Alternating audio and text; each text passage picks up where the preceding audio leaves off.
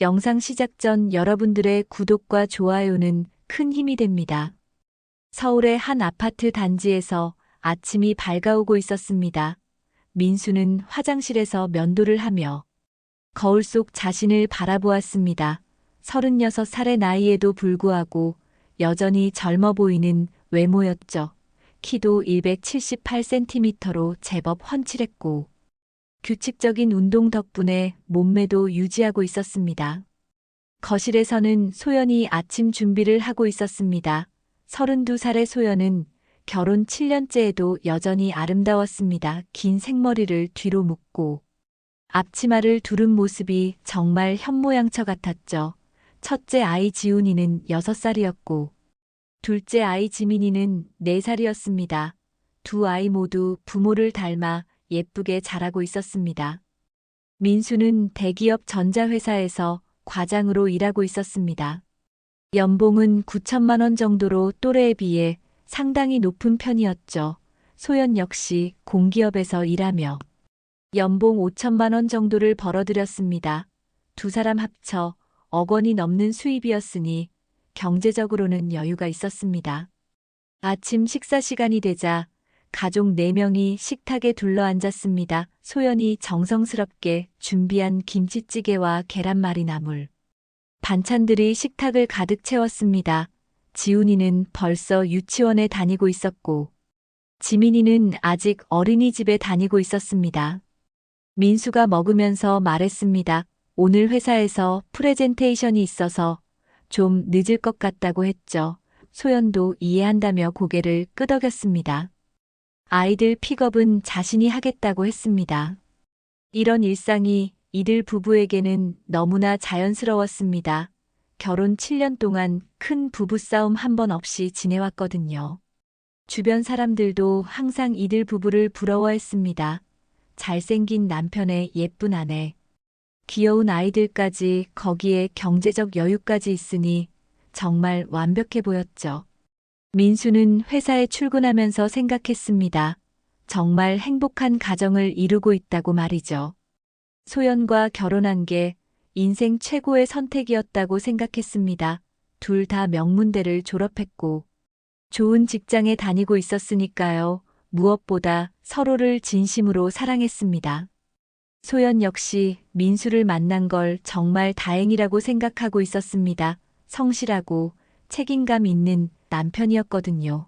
아이들에게도 좋은 아버지였고 시부모님께도 효도를 다했습니다. 이런 남편을 만난 게 정말 행운이라고 생각했죠. 회사에서 동료들은 민수를 부러워했습니다. 예쁜 아내, 귀여운 아이들, 안정적인 가정까지 정말 부러울 게 없어 보였거든요. 민수도 그런 시선들을 즐겼습니다. 자랑스러운 가족이었으니까요. 하지만 민수에게는 최근 들어 한 가지 걱정거리가 생겼습니다. 바로 아이들. 교육비와 양육비 문제였습니다. 지훈이가 유치원에 다니면서 각종 학원비며 교재비가 만만치 않았거든요. 지민이도 곧 더 큰 비용이 들어갈 터였습니다. 게다가 앞으로 초등학교, 중학교, 고등학교, 대학교까지 생각하면 정말 막대한 돈이 필요했습니다. 소연과 이야기를 나누며 민수는 점점 확신하게 되었습니다. 아이는 둘이면 충분하다는 생각 말이죠. 더 이상 아이를 가져서는 안 된다고 생각했습니다. 지금도 벅찬데. 세 번째 아이까지 생기면 정말 감당하기 어려울 것 같았거든요. 그래서 민수는 은밀히 결심했습니다. 정관 수술을 받기로 한 것이죠. 하지만 소연에게는 말하지 않기로 했습니다. 괜히 소연이 상처받을까봐 걱정되었거든요. 혼자서 조용히 처리하면 될 일이라고 생각했습니다. 민수는 며칠 동안 고민에 고민을 거듭한 끝에 드디어 결심을 굳혔습니다. 정관 수술을 받기로 한 것이죠. 인터넷으로 여러 병원들을 알아보았습니다. 강남의 한 유명한 비뇨기과 병원을 선택했습니다. 평점도 좋았고 후기들도 만족스러워 보였거든요. 병원에 전화를 걸어 상담 예약을 잡았습니다. 의사는 친절하게 수술 과정을 설명해 주었습니다. 국소 마취로 진행되며 30분 정도면 끝날 간단한 수술이라고 했죠. 회복 기간도 일주일 정도면 충분하다고 했습니다. 민수는 소연에게 회사 일로 병원에 가야 한다고 거짓말을 했습니다. 건강검진을 받으러 간다고 했죠. 소연은 의심 없이 몸조심하라고 당부했습니다. 아이들도 아빠 건강검진 받으러 간다고 하니 응원해 주었습니다. 수술 당일 아침 민수는 긴장했습니다. 하지만 가족을 위한 일이라고 스스로를 다독였습니다. 병원에 도착해서 수술복으로 갈아입고 수술대에 누웠습니다. 의사는 능숙하게 수술을 진행했습니다. 정말 30분 만에 모든 게 끝났죠. 수술 후 회복실에서 쉬면서 민수는 안도감을 느꼈습니다. 이제 더 이상 피임에 대해 걱정하지 않아도 되었거든요. 아이들 둘만 키우면서 행복한 가정을 꾸려갈 수 있을 것 같았습니다. 집에 돌아와서 소연이 어떻게 되었냐고 묻자 별 이상 없다고 답했습니다. 검사 결과도 양호하다고 거짓말을 했죠. 소연은 다행이라며 안심했습니다. 아이들도 아빠가 건강하다고 하니 기뻐했습니다. 그렇게 한 달 정도가 지났습니다. 민수는 수술 부위도 완전히 회복되었고 일상생활에 전혀 지장이 없었습니다. 회사에서도 평소와 다름없이 일하고 있었죠. 소연과의 관계도 예전과 같았습니다. 오히려 피임 걱정이 없어지니 더 자유로워진 느낌이었습니다. 어느 화요일 저녁이었습니다. 민수가 회사에서 돌아오니 소연이 평소와 달리 들뜬 표정이었습니다. 뭔가 좋은 일이 있었나 싶어 물어보려던 참에 소연이 먼저 말을 꺼냈습니다. 여보, 정말 좋은 소식이 있어요. 소연이 환한 미소를 지으며 말했습니다. 민수는 무슨 일인지 궁금했습니다. 승진 소식이라도 있었나 싶었죠. 아니면 복권에라도 당첨되었나 생각했습니다. 소연이 가방에서 무언가를 꺼내며 말했습니다. 이거 봐요. 정말 믿을 수 없어요. 민수가 보니 그건 임신 테스트기였습니다. 두 줄이 선명하게 나타나 있었죠. 양성 반응이었습니다. 우리 셋째 생겼어요. 소연이 기쁨에 겨워 말했습니다. 병원에서도 확인받았어요. 벌써 6주 정도 됐다고 하네요. 정말 기적 같지 않아요. 아이들도 얼마나 기뻐할까요? 민수는 순간 머리가 하얗게 되었습니다. 뭔가 잘못 들은 것 같았습니다. 임신이라고 했나요? 하지만 소연의 환한 미소는 진짜였습니다. 손에 든 임신 테스트기도 확실했죠. 그럴 수 없어. 민수는 속으로 중얼거렸습니다. 자신이 정관 수술을 받았는데 어떻게 임신이 될 수 있겠습니까? 분명히 뭔가 잘못된 게 틀림없었습니다. 병원에서 실수가 있었던 건 아닐까요? 하지만 소연 앞에서 그런 내색을 할 수는 없었습니다. 억지로 미소를 지으며 정말 좋은 소식이네요라고 말했습니다. 소연은 더욱 기뻐했습니다. 민수의 반응이 좋아서 안도하는 것 같았죠. 그날 밤 민수는 잠들 수가 없었습니다. 침대에 누워서 천장만 바라보며 생각했습니다. 정관 수술이 실패했을 가능성이 있을까요? 아니면 정말 기적 같은 일이 일어난 건 아닐까요? 하지만 의학적으로는 불가능한 일이었습니다. 다음 날 아침 민수는 거울 앞에서 자신을 바라보았습니다. 눈 밑에 다크서클이 깊게 패여 있었죠. 밤새 잠을 제대로 자지 못했기 때문이었습니다. 계속해서 소연의 임신 소식이 머릿속을 맴돌았거든요. 소연은 평소와 다름없이 아침 준비를 하고 있었습니다. 오히려 임신 소식 때문인지 더욱 기분이 좋아 보였죠. 콧노래까지 부르며 아침을 차리고 있었습니다. 아이들에게도 곧 동생이 생길 거라고 말해주었습니다. 지훈이와 지민이는 동생이 생긴다는 소식에 무척 신나했습니다. 남동생이 좋을지 여동생이 좋을지 진지하게 고민하는 모습이었죠. 민수는 아이들의 순수한 기쁨을 보며 더욱 괴로워졌습니다. 회사에 출근해서도 민수는 집중할 수 없었습니다. 회의 중에도 자꾸 딴 생각이 들었죠. 동료들이 무슨 일이냐고 물어봤지만 괜찮다고 답할 수밖에 없었습니다. 정관 수술을 받았다는 사실을 누구에게도 말할 수 없었거든요. 점심시간이 되자 민수는 화장실에 가서 휴대폰을 꺼냈습니다. 정관 수술을 받았던 병원에 전화를 걸었죠. 접수 직원에게 수술 후 관리에 대해 문의한다고 했습니다. 혹시 수술 후에도 임신이 가능한 경우가 있는지 물어보았습니다. 직원은 담당 의사와 상담해보라고 했습니다. 민수는 급히 오후에 병원을 방문하겠다고 예약을 잡았습니다. 회사에는 개인 용무로 조퇴한다고 했죠. 상사도 평소 성실한 민수였기에 별다른 추궁 없이 허락해 주었습니다. 병원에 도착해서 담당 의사를 만났습니다. 의사는 민수의 질문을 듣고 고개를 저었습니다. 정관 수술이 성공적으로 이루어졌다면 임신은 불가능하다고 단언했죠. 혹시 몰라 재검사를 해보자고 제안했습니다. 검사 결과는 명확했습니다. 정관 수술은 완벽하게 성공했고 정자의 이동 통로는 완전히 차단되어 있었습니다. 의사는 현재 상태로는 절대 임신을 시킬 수 없다고 확신했습니다. 민수는 그 말을 듣고 더욱 혼란스러워졌습니다. 집으로 돌아가는 길에 민수는 깊은 생각에 잠겼습니다. 의학적으로 불가능하다면 도대체 무엇이 문제일까요? 혹시 소연이 거짓말을 하고 있는 건 아닐까요? 하지만 임신 테스트기는 분명히 양성이었고 병원에서도 확인받았다고 했는데요. 그날 저녁 식사 시간이 되자 민수는 조심스럽게 소연에게 물어보았습니다. 병원에서 정확히 몇 주라고 했는지 말이죠. 소연은 6주 정도 됐다고 답했습니다. 그럼 임신된 시기가 1달 반 전쯤이겠네요. 민수는 속으로 계산해 보았습니다. 그 시기에 소연과 관계를 가진 적이 있었나요? 사실 최근 몇 달 동안 부부관계가 그리 빈번하지 않았습니다.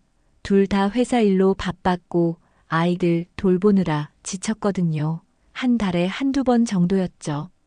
더욱 이상한 것은 소연의 태도였습니다. 임신 소식을 전할 때의 그 환한 미소가 계속 머릿속에 남아 있었어요. 마치 무언가를 숨기고 있는 것 같은 느낌이었습니다. 아니면 민수가 너무 예민해진 것일까요? 밤이 되자 민수는 또다시 잠들 수 없었습니다. 소연은 옆에서 평화롭게 잠들어 있었죠. 임신 때문인지 더욱 깊게 잠들어 있는 것 같았습니다. 민수는 소연의 잠든 얼굴을 바라보며 복잡한 심정이었습니다. 정말 사랑하는 아내였습니다. 결혼 7년 동안 한 번도 의심해 본 적이 없었거든요. 하지만 지금은 뭔가 석연치 않은 기분이 들었습니다. 의학적으로 불가능한 일이 일어났으니까요. 분명히 어딘가에 비밀이 숨겨져 있을 것 같았습니다. 며칠이 지나도 민수의 의심은 사라지지 않았습니다. 오히려 시간이 갈수록 더욱 깊어만 갔죠. 소연의 일거수일투족이 이상하게 느껴졌습니다. 평소보다 휴대폰을 자주 확인하는 것 같았고, 전화가 오면 다른 방으로 가서 받는 일이 많아졌습니다. 특히 소연이 최근 부서 이동을 했다는 사실이 계속 머릿속에 맴돌았습니다. 3달 전에 기획부서에서 총무부서로 옮겼다고 했죠. 새로운 환경에 적응하느라 힘들다고 했는데 요즘은 오히려 회사 일이 재미있어졌다고 말했습니다. 민수는 소연의 말투도 예전과 달라진 것을 느꼈습니다. 회사 동료들 이야기를 할 때면 유난히 밝아졌죠. 특히 옆자리 동료 이야기를 할 때가 그랬습니다. 김대리라는 사람이었는데 정말 친절하고 일도 잘한다고 자주 언급했습니다. 어느 날 저녁 민수는 더 이상 참을 수 없었습니다. 이런 의심을 안고 살아갈 수는 없었거든요. 진실을 알아야 했습니다. 인터넷에서 사설 탐정 사무소를 검색해 보았습니다. 여러 업체들이 나왔지만 그 중에서 평판이 좋은 곳을 선택했습니다. 다음 날 점심시간에 민수는 탐정 사무소를 방문했습니다. 강남역 근처의 한 오피스텔에 위치해 있었죠. 탐정은 50대 중반의 남성이었습니다. 수많은 사건을 다뤄본 듯 경험이 풍부해 보였습니다. 민수는 조심스럽게 상황을 설명했습니다. 아내가 임신했는데 자신이 정관 수술을 받았다는 사실을 말했죠. 탐정은 별로 놀라지 않았습니다. 이런 경우를 여러 번 다뤄봤다고 했습니다. 불륜 조사를 의뢰하는 것이냐고 물었습니다. 민수는 고개를 끄덕였습니다. 확실한 증거가 필요했거든요. 탐정은 일주일 정도면 결과를 알 수 있다고 했습니다. 비용은 200만 원이었죠. 민수는 주저없이 계약서에 서명했습니다. 진실을 아는 게 더 중요했습니다. 그 일주일은 민수에게 정말 길게 느껴졌습니다. 평소와 다름없이 생활하려고 노력했지만 쉽지 않았어요. 소연과 대화할 때도 어색했고, 아이들과 놀아줄 때도 마음이 편치 않았습니다. 밤마다 악몽에 시달렸죠. 소연은 민수의 변화를 눈치채지 못하는 것 같았습니다. 아니면 일부러 모르는 척하고 있는 건지도 모르겠어요. 여전히 임신 소식에 들떠 있었고, 태명도 지어보자고 했습니다. 민수는 억지로 웃으며 좋은 생각이라고 답했습니다. 드디어 일주일이 지나고 탐정에게서 연락이 왔습니다. 사무소로 와서 결과를 들어보라고 했죠. 민수는 가슴이 두근거렸습니다. 좋은 소식이기를 바랐지만 한편으로는 최악의 상황도 각오하고 있었습니다. 탐정 사무소에 도착하니 탐정이 두꺼운 봉투를 건네주었습니다. 안에는 여러 장의 사진과 상세한 보고서가 들어있었죠. 민수는 떨리는 손으로 사진들을 하나씩 꺼내보았습니다. 첫 번째 사진에서 민수는 숨이 막혔습니다. 소연이 한 남자와 함께 카페에 앉아 있었거든요. 두 사람은 정말 친밀해 보였습니다. 손을 잡고 있는 모습까지 찍혀 있었죠. 그 남자는 소연이 자주 언급했던 김대리였습니다. 다음 사진들은 더욱 충격적이었습니다. 두 사람이 모텔에 들어가는 모습, 함께 나오는 모습들이었죠. 날짜를 확인해 보니 지난 2달 동안 여러 차례 만난 것 같았습니다. 민수는 머리가 어지러웠습니다. 탐정은 조용히 설명해 주었습니다. 소연이 부서 이동 후 김대리와 가까워졌다고 했죠. 김대리는 기혼자였고 아이도 둘이 있다고 했습니다. 두 사람의 관계는 이미 2달 전부터 시작된 것 같다고 했습니다. 민수는 의자에 주저앉았습니다. 모든 퍼즐이 맞아떨어졌거든요. 임신 시기와 불륜 시작 시기가 일치했습니다. 소연이 임신했다고 한 아이는 자신의 아이가 아니라 김대리의 아이였던 것이죠. 민수는 탐정 사무소에서 나와 근처 공원 벤치에 앉았습니다. 손에는 여전히 그 끔찍한 사진들이 들어있는 봉투가 들려 있었죠. 마치 꿈을 꾸는 것 같았습니다. 7년 동안 믿어왔던 아내가 다른 남자와 불륜을 저질렀다니 도저히 믿을 수 없었습니다. 하늘을 올려다보니 구름이 잔뜩 끼어 있었습니다.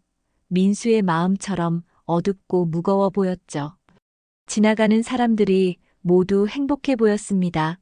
연인끼리 손을 잡고 걷는 모습, 가족끼리 즐겁게 웃으며 지나가는 모습들이 민수에게는 너무나 부러웠습니다.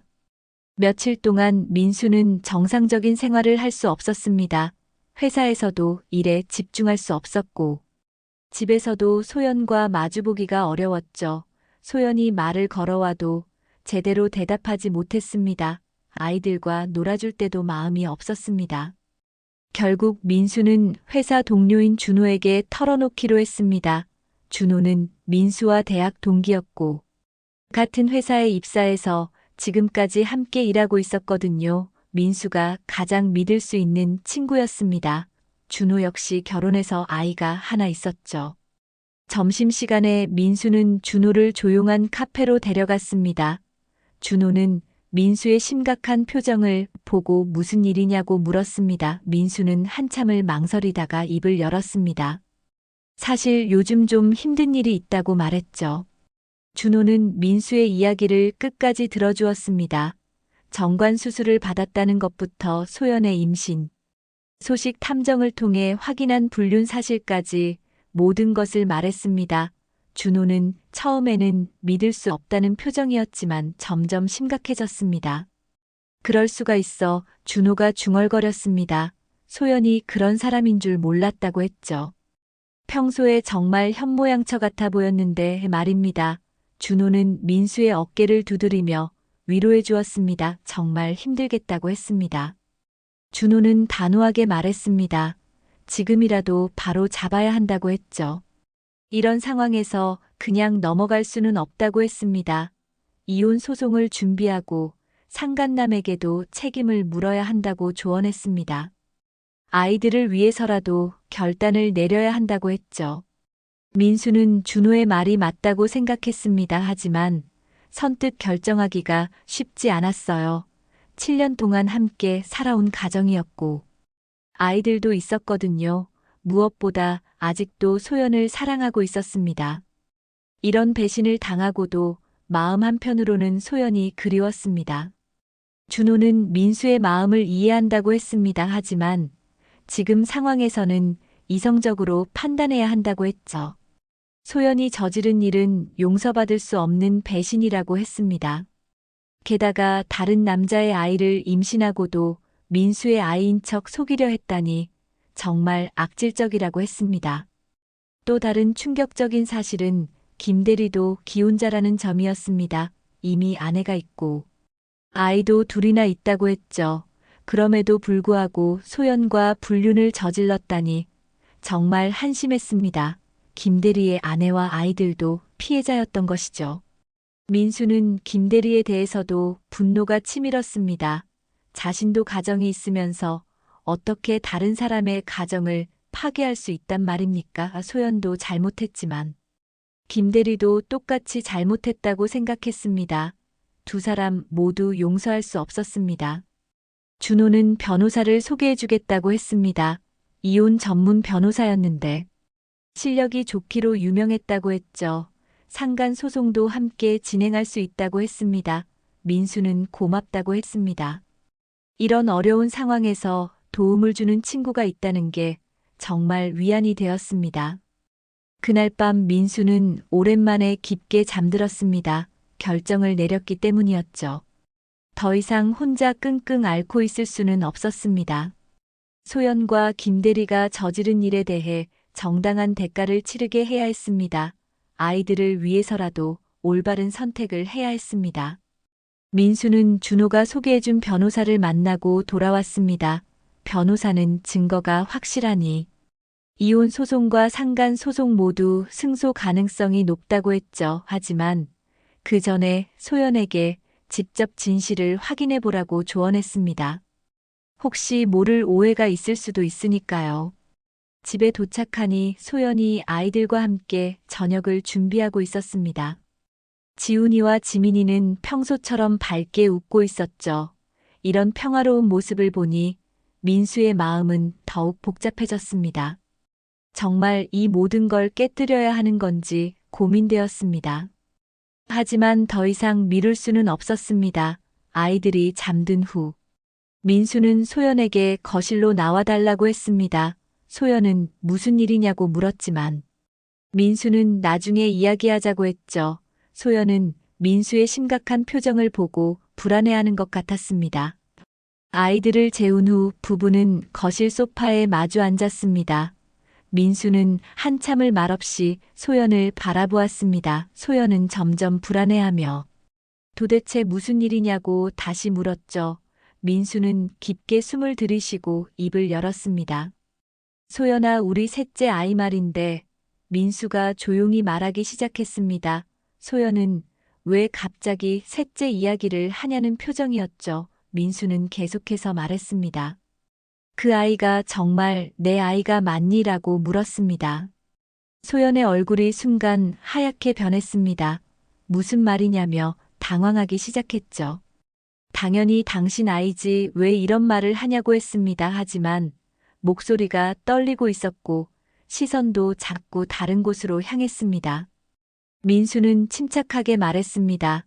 사실 나는 3달 전에 정관 수술을 받았다고 고백했죠. 소연은 더욱 놀라며 그럴 리가 없다고 했습니다. 언제 그런 수술을 받았냐고 물었지만 민수는 대답하지 않았습니다. 대신 민수는 가방에서 탐정이 준 봉투를 꺼냈습니다. 소연은 그 봉투를 보고 본능적으로 뒤로 물러섰죠. 민수는 천천히 사진들을 하나씩 꺼내기 시작했습니다. 첫 번째 사진을 보자 소연은 완전히 얼어붙었습니다. 소연이 김대리와 카페에서 다정하게 앉아 있는 모습이었습니다. 두 번째 사진은 손을 잡고 있는 모습이었죠. 세 번째 사진은 모텔에 들어가는 모습이었습니다. 소연은 아무 말도 할 수 없었습니다. 완전히 증거를 잡힌 상황이었거든요. 이게 뭐냐 민수가 냉정하게 물었습니다. 김대리가 누구냐고 물었죠. 소연은 울먹이기 시작했습니다. 그냥 회사 동료라고 변명했지만 민수는 더 이상 속지 않았습니다. 사진들이 모든 걸 말해주고 있었거든요. 민수는 마지막 사진까지 모두 보여주었습니다. 날짜별로 정리된 사진들이었죠. 소연과 김대리의 만남이 2달 동안 계속되었다는 증거였습니다. 소연은 이제 완전히 무너져 내렸습니다. 눈물을 흘리며 고개를 숙였죠. 잠시 후 소연이 떨리는 목소리로 말했습니다. 미안해, 정말 미안해 라고 했습니다. 하지만 이건 한순간의 실수였다고 변명했죠. 김대리가 먼저 다가왔고 자신은 거절하려 했지만 어쩌다 보니 이렇게 되었다고 했습니다. 민수는 소연의 변명을 들으며 더욱 화가 났습니다.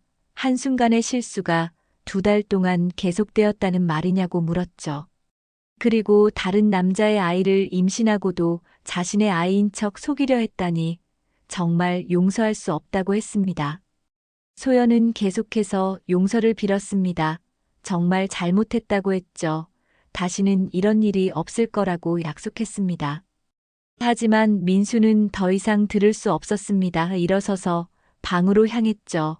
소연은 뒤에서 계속 불렀지만 돌아보지 않았습니다. 민수는 방에 들어가서 문을 잠갔습니다. 소연이 문을 두드리며 다시 이야기해보자고 했지만 대답하지 않았습니다. 밖에서 소연이 울고 있는 소리가 들렸지만 민수는 마음을 돌리지 않았습니다. 이미 모든 게 끝났다고 생각했거든요. 다음 날 아침 민수는 일찍 일어나서 회사에 연차를 냈습니다. 오늘은 변호사와 함께 법원에 가서 이혼 소송과 상간 소송을 접수할 예정이었거든요. 소연은 부엌에서 아침을 준비하고 있었지만 민수는 아무 말 없이 집을 나섰습니다. 변호사 사무실에서 민수는 필요한 서류들을 준비했습니다. 이혼 소송장과 상간 소송장이었죠.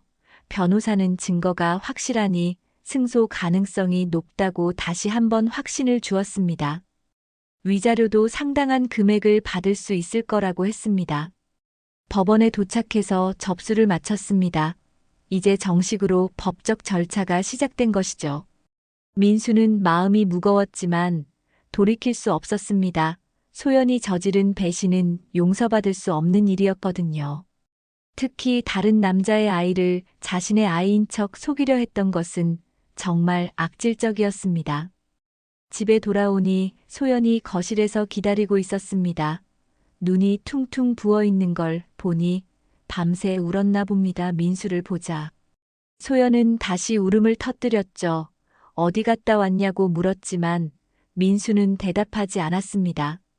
소연은 민수에게 매달렸습니다. 정말 미안하다고 했죠. 다시 한번 기회를 달라고 했습니다. 아이들을 생각해서라도 이혼만은 하지 말자고 애원했습니다. 하지만 민수는 단호했습니다. 이미 법원에 소송을 접수했다고 말했죠. 소연은 더욱 절망했습니다. 법원에 소송을 접수했다는 말에 완전히 무너져 내렸거든요. 민수는 냉정하게 말했습니다. 아이들은 내가 키우겠다고 했습니다. 소연에게는 양육권을 주지 않겠다고 단언했죠.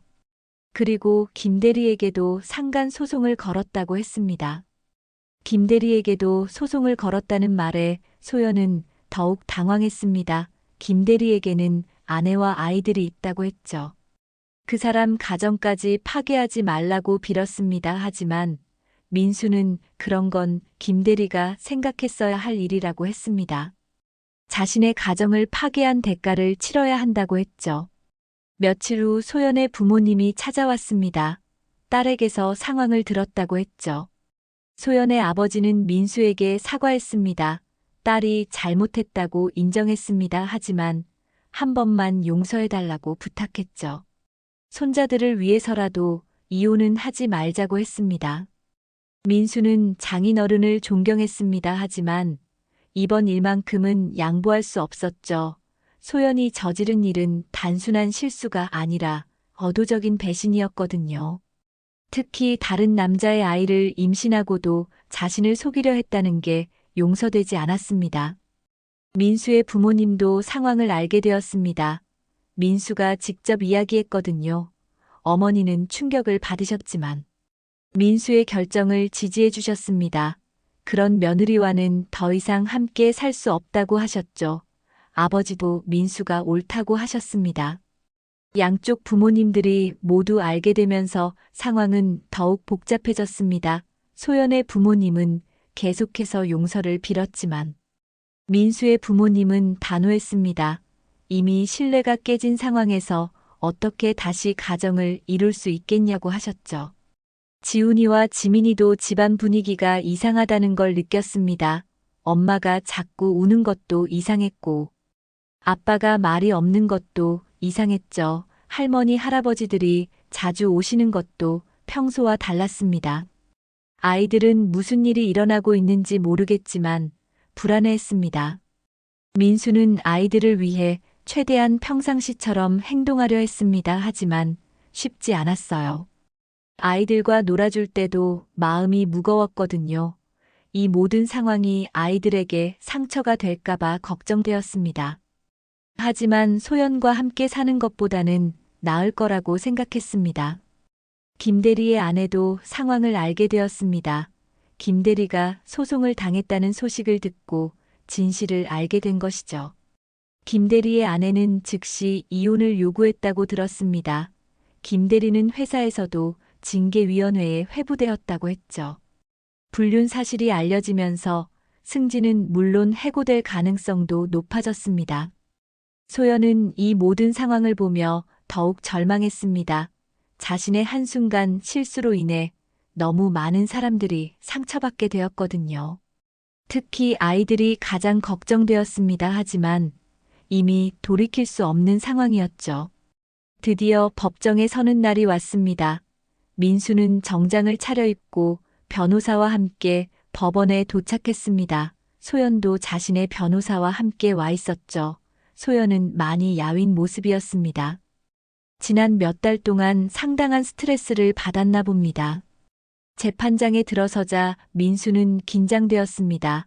결혼 7년 만에 법정에서 아내와 마주 앉게 될 줄은 상상도 못했거든요. 소연은 민수를 바라보며 눈물을 흘렸습니다. 하지만 민수는 더 이상 동요하지 않았습니다. 이미 마음의 결정을 내렸으니까요. 판사는 차분하게 사건을 진행했습니다. 민수 측에서 제출한 증거들이 하나씩 검토되었죠. 탐정이 촬영한 사진들과 상세한 보고서들이 모두 유력한 증거로 인정되었습니다. 소연의 불륜 사실이 명백하게 입증된 것입니다. 소연은 증인석에서 울먹이며 말했습니다. 정말 잘못했다고 했죠. 한순간의 실수였다고 변명했지만 판사는 냉정했습니다. 2달 동안 지속된 관계를 단순한 실수로 볼 수는 없다고 했습니다. 특히 임신 사실을 숨기고 남편을 속이려 한 점이 악질적이라고 판단했죠. 민수는 증인석에서 담담하게 말했습니다. 정관 수술을 받았다는 의료 기록도 제출했죠. 의학적으로 임신이 불가능한 상황이었다는 것이 명백히 증명되었습니다. 소연이 임신한 아이는 절대 자신의 아이가 될 수 없다고 단언했습니다. 양육권에 대한 논의가 시작되었습니다. 소연 측에서는 모성애를 강조하며 아이들과 함께 살아야 한다고 주장했습니다. 하지만 민수 측에서는 불륜을 저지른 어머니가 아이들에게 좋은 영향을 줄 수 없다고 반박했죠. 무엇보다 경제적으로 더 안정적인 환경을 제공할 수 있다고 했습니다. 판사는 아이들의 복리를 최우선으로 생각한다고 했습니다. 여러 요소들을 종합적으로 고려해 본 결과 민수에게 양육권을 주는 것이 적절하다고 판단했죠. 소연에게는 월 2회 면접교섭권만 인정되었습니다. 소연은 이 판결을 듣고 더욱 울었습니다. 위자료 판결도 나왔습니다. 소연은 민수에게 3천만 원의 위자료를 지급하라고 했죠. 그리고 김대리에게도 별도로 2천만 원의 위자료를 지급하라고 했습니다. 총 5천만 원의 위자료를 받게 된 것입니다. 두 사람이 저지른 일에 대한 정당한 대가였습니다. 김대리는 이미 회사에서 해고되었습니다. 불륜 사실이 알려지면서 징계위원회에서 중징계를 받았거든요. 아내도 이혼을 요구했고 아이들과도 떨어져 살게 되었죠. 김대리 역시 자신의 잘못으로 인해 모든 것을 잃게 되었습니다. 재판이 끝난 후 민수는 후련했습니다. 오랜 시간 동안 짓눌러왔던 마음의 짐을 내려놓은 기분이었죠. 소연은 법정을 나서면서 마지막으로 민수에게 다가왔습니다. 정말 미안하다고 했지만 민수는 더 이상 할 말이 없었습니다. 몇 달 후 민수는 아이들과 함께 새로운 곳으로 이사했습니다. 서울 외곽의 조용한 동네였죠. 아파트는 이전보다 작았지만 아이들과 함께 살기에는 충분했습니다. 지훈이와 지민이도 새로운 환경에 잘 적응했습니다. 민수는 아이들에게 엄마와 아빠가 더 이상 함께 살 수 없게 되었다고 설명했습니다.